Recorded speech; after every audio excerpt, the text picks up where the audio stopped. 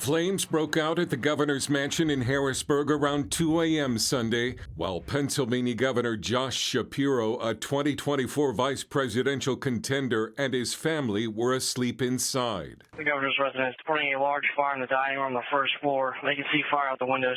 State troopers assigned to our detail banged on our door, woke us up and told us we had an emergency and needed to leave immediately.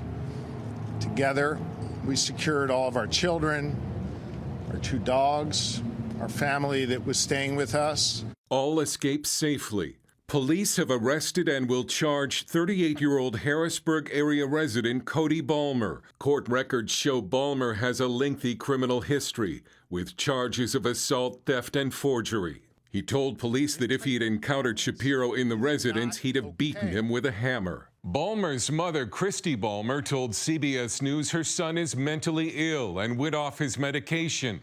She claims she contacted police to warn them, but got no help. The charges will include attempted murder, terrorism, aggravated arson, and aggravated assault against an enumerated person. He clearly had a plan. He was very methodical in his approach and moved through it without a lot of hurry. Authorities are now investigating whether the attack on the first night of Passover was motivated by Shapiro's Jewish faith. The Passover holiday, which began at sundown Saturday, commemorates the Israelites' liberation from slavery in ancient Egypt. Just hours before the fire, Shapiro shared this photo of his family's Seder table on social media, apparently the same room that was later set on fire.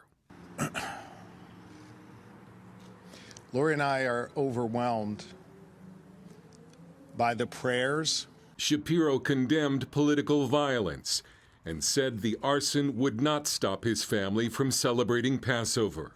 We celebrated our faith last night proudly, and in a few hours we will celebrate our second Seder of Passover again. It's a story of going from bondage, from slavery, into freedom. I think it's an important story, both literally and figuratively, to tell.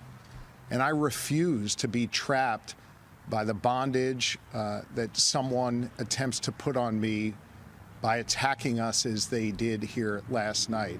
Authorities are now trying to figure out how Balmer was able to scale a 7-foot security fence, surrounded by surveillance cameras, and enter the governor's mansion.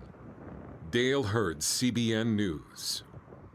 Well, this is obviously a horrific attack on everything that we hold dear, that we should be one nation under God, indivisible, with liberty and justice for all. And in the middle of all of this, you have these crazed assassins trying to beat politicians with hammers. This isn't the only one where this has happened, and you just cry out, what has been unleashed in our nation that we have this kind of violence directed at our elected officials? We need to honor them and honor them for their service, regardless of what side you're on. When you take political office, you're giving up a big chunk of yourself to do that, and there's a reason we call it public service. Let's honor them instead of this kind of attack. It's just absolutely senseless. You cannot condemn it enough, and I hope all voices come into unity on this, that no, not in the United States. This doesn't and should never happen.